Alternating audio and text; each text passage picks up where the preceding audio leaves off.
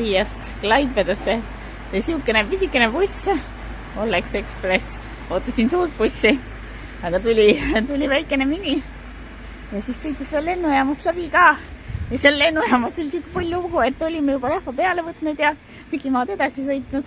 Ja siis mingid helistasid, mingid tegelased siis sellele bussijuhile. Leedukada bussijuht rääkis ainult vene keelt, siis üks kaasleisi ja aitas ja selgus, et need olid lennujaama juures, need teised turistid siis vales kohas oodanud ja nüüd kangesti pahased, et bussi ei tulnud ja tahtsid peale. Ja siis bussijuht pööras ka otsa ümber, sõitis lennujaama tagasi ja võttis ka puuduvad turistid peale. Nii et me jäime mingisugune 10 minutit läks seal aega kadumas, jäime hiljaks pisut. Aga siin Klaipedas ma nüüd olen. Kuna on õhtu, jõudsin õhtul bussiga kohale, siis ma jalutan vaikselt oma majutuskoha poole. Et see asukoht mul ei ole mitte sugugi kesklinnas, vaid Melnrage nimelises siis linnajaos või mis iganes piirkond see on, igatahes seal on rannad ja välki, et kuna on puhkus, siis rannad ja välki. Aga annab hea põhjuse siit läbi pargi kõndida. Ahah, Modena. Need majakesed peaks siin korterid olema, nüüd ma pean instruktsioonid välja otsima, kuidas siia sisse saada, et siin päris keeruliselt need olid vähemalt 2 uksekoodi, siis mingi seifikood ja värk ja siis mingisugune lauduksest kuskilt võib sisse minna. Peaku vaatama. No polki nii keeruline, kui esiotsa paistis. Siuke mikrokorter tõesti paistab väikene ja kitsas. Kusjuures see pull asi oli, et eile õhtu mulle veel kirjutati, et enne kui check-in'i teed, et siis tuleb saata padjatasu, pillow fee, et 2 eurot per person per night ja see ei olnud siis Booking.comi hinna sees, et olen mina küll üksjagu reisinud, aga siukest pulli pole veel varem kohanud. Aga siin jah, kitsas paistab ta olema, aga kõik vajalik tõesti olemas.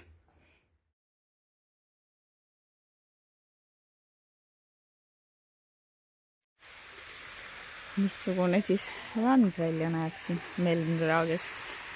Päris korralik liivarand. Vee temperatuur pidi olema 20 kraadi hetkel. Mõnusad looduslikud jalutusrajad, kuhu ei lubata elektrisõidukite sealhulgas mitte ka tõuksidega. Nii et hea vaikne ja ohutu. Teise maailmasõja aegne kaitsepatarei.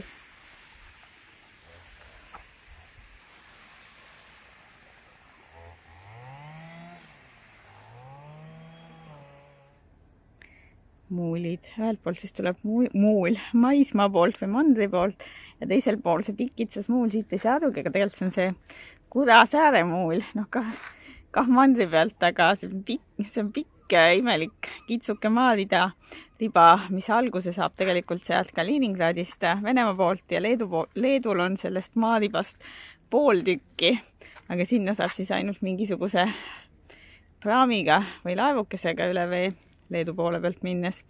Siin taga on suured sadamehitused. Klaipeda sadam on päris suur, et kaubaveomahtude mõttes peaks ta olema suurem isegi kui Tallinn ja Riia kokku ja Balti mere idaserval suuruselt 4, nii kui Venemaa 2 sadamat Peterburgi ja Ust-Luga välja jätta, et siis on isegi suuruselt 2. Aga siin käivad ka kruiisilaevad ja reisilaeva ühendus on nii Saksamaa, Taani kui Rootsimaaga.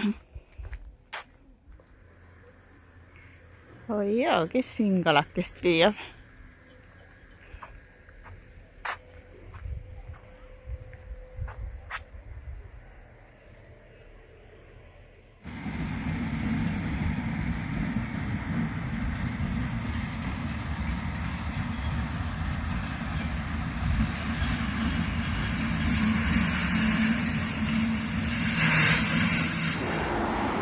Vaikselt hakkan nüüd jalutama Klaipeda linna poole.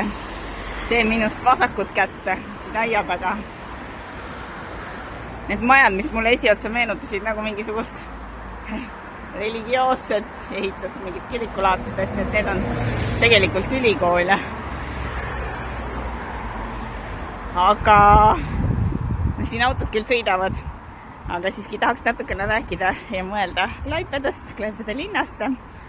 Et tänasel päeval on siin 158 000 elanikku, nii et mitte väga väike linn, suurem kui Tartu, aga samas ka mitte hoomamatult suur. Kusjuures huvitav on see, et Leedu linnaks Klaipeda sai mitte nii väga ammu, umbes 100 aastat tagasi, 1900 kuni aastani 1923 oli Klaipeda nimi hoopistükkis Meemel ja ajalooliselt on ta kuulunud Saksamaa ja Preisimaa koosseisu. Nii et siin, mis linnas näha on, et siin on väga palju saksa mõjutusi ja kutsutakse seda isegi väikeseks nurgaks Saksamaast Leedus. Et kesklinnast peaks seda siis rohkem näha olema arhitektuuris ja nii just vanalinna osas. Aga ta oli isegi nii palju Saksamaa osa, et tänases Saksamaa hümnis, vist oli esimeses salmis või, et seda Meemelit, Klaipeda endist nime ja Klaipeda linna mainitakse isegi Saksa hümnis Saksa riigipiiride kirjeldamisel. Täna muidugi sakslased laulavad oma hümnist ainult 3. salmi, sest kui nad laulaksid seda, kuidas Klaipeda on Saksamaa, ma ei tea, põhjapiir või mis iganes piir, et siis leedukad vist saaksid pahaseks. Hakkan otsapidi jõudma Klaipeda skulptuuriparki, mis on endine surnuaed, et skulptuuripargiks sai ta alles 1977, aga surnuaia meenutusena ja ikkagi, et ta on surnuaed, siis siin on need maetute nimed.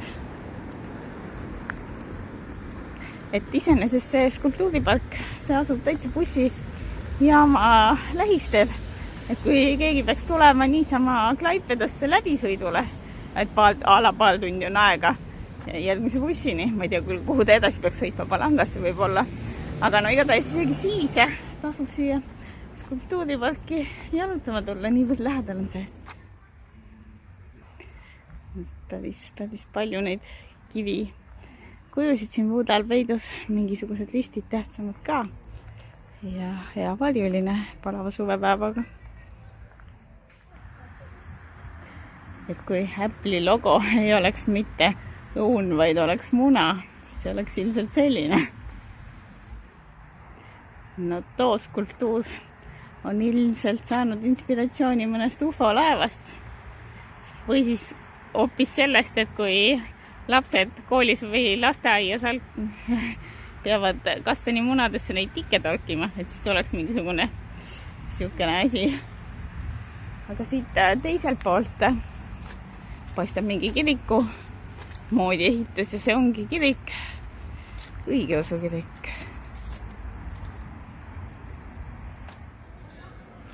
Vähekene Taane jõe rannapromenaadi ja ees paistab siis see Klaipeda kuulus purjelaev Meridians, mida turistid ikka vaatamas käivad. Et see ehitati 1948 Turu laevatehases Soomes koos 48, oli vist tihukene number, sarnase purjelaevaga. Ja oli ta mõeldud siis reparatsiooniks, teise maailmasõja reparatsiooniks Nõukogude Liidule.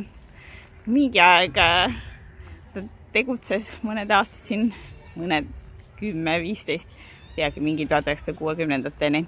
Tegutses siis õppelaevana ja mitmed kuulsad Leedu nimetega laevakaptenid on just sellel laeval oma esimese kogemuse ja esimesed ristsed kätte saanud. Aga siis pärast seda tänapäeval see laev on hoopis vaatamisväärsuseks ja restoraniks tehtud. Vaatasin korda menüühindasid ka ja need olid ikkagi suht kõrged, nii et ma vist leian mõne muu söögikoha. Laevukest tema täies hiilguses 22. juulil 2024.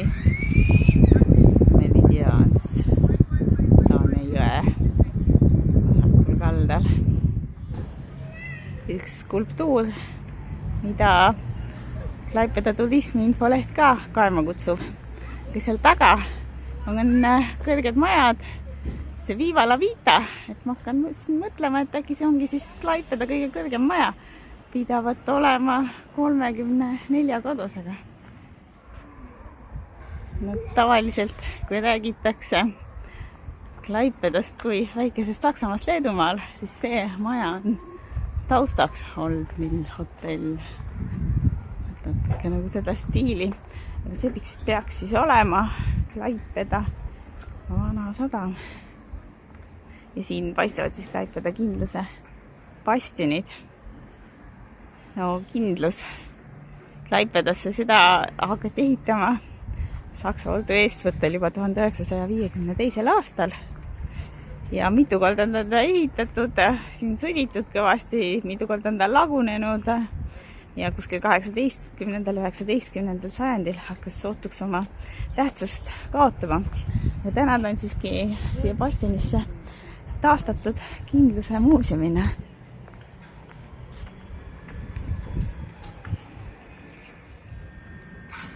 Sadam, kus saab sõita Smiltinesse ehk siis sinna Kudasäädel asuvasse Klaipeda linnaossa, üsna metsalisse linnaossa, kus asub meremuuseum, et see asub siis teisel pool jõge ja sinuga suur vaatavates ja värk ja vaatavatest täna ei tööta.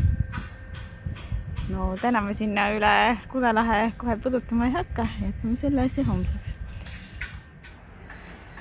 Klaipeda must kummitus. No ise räägib see must kummitus Klaipeda turismiinfo lehel, et see oli olnud 16. sajandil, kui sõdurit olevat valvanud keegi Hans von, mingisugune saksa sõdur ja siis olevat sellel kummituse tegelasel tulnud tahtmine seda sõdurit hirmutada. Aga too hetk, kui ta hakkas siis neid needuse sõnu lausuma, ta veel ei jõudnud midagi siin ära needa, kui märkas, et tema keha kadus ja tema hääl kadus. Et see oli siis Jumala karistus mustale kummitusele selle eest, et ta tahtis needuse peale panna. Aga nüüd tänasel päeval, siis ta sai nagu naerualuseks, et rahvas käib ja naerab ja vaatab. Et nüüd tänasel päeval tal ei ole ühtegi halba kavatsust enam. Et nüüd ta on siin inimeste meeleheaks ja rõõmustamiseks ja loodab, et ehk ühel päeval Jumal andestab talle ja annab talle keha ja hääle tagasi. Kummituse taga olev sild, mille legendi järgi see kummitus siis tegi, et maismaalt üle kaitsva vallikraavi saada kindluse juurde. See kettsild on ka üks üsna omalaadne ehitus. Tegelikult ta on tehtud nüüd küll hiljem kui see kummituse lugu. Piltidest on näha siin ja ehitustöödest, et endisaegne kindlus tahetakse taastada. Siit bastioni kõrvalt näen, et Leedus on, või siin Klaipeda linnas on veel üks kõrgem maja seal tagapool. Kui muidugi katlamaja kost on välja arvata, et siis ma ei teagi, kumb neist kahest nüüd see kõige kõrgem on. Igatahes avanes siit ilus vaade siia sadamaalale. See on siin makett The Lost Klaipeda, kaotatud Klaipeda. Paistab kuskilt keskajast. Et need majad siin infokirjade järgi on Hollandi stiilis. Ja kuna Klaipedal on selline keeruline ajalugu, sõjad siit üle käinud ja mitmed valitsejad ja asjad ja samal ajal on ta ikkagi tähtis nagu sadama koht olnud. Et siis on mälestuseks siukene asi ehitatud. Klaipeda draamateater, kena neoklassitsistlikus stiilis hoone, aga tuntud on ta eelkõige sellepärast, et siin majas käis maja rõdul käis 1939. aastal Adolf Hitler ja kuulutas välja siis Klaipeda inkorporeerimise. Aga nagu me ajaloost teame, siis teine maailmasõda lõppes Saksamaa jaoks üsna kehvasti. Nii et pärast selle lõppu siis ikkagi Klaipeda tagasi Nõukogude Liitu ja Leedule.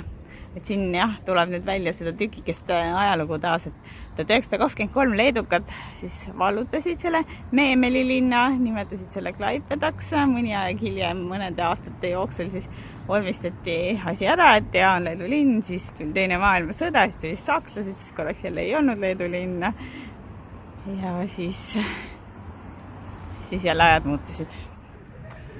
Jah, endisaegset Klaipedat sellisena nagu ta oli enam taastada ei õnnestu, aga siin kesksel platsil siiski on seda saksa või vana Hollandi stiilis majade hõngu veel alles jäänud. Paistab nagu mingi kindlustuslajatis ka, et kaardi pealt on näha, et keskel on nagu mingisugune ruudukujuline saar või rombi ja siis ümbritissetud sellise veega ja naljakalt niiviisi siin linna keskel. Ja lipp on tõesti pandud. Ongi bastion. Nüüd käivad restaureerimistööd. Pidasin siin pargis väikese pikniku ja nüüd malsin majutuskohta vaikselt tagasi, sest eks suur päike ja tund väljas teeb uimaseks.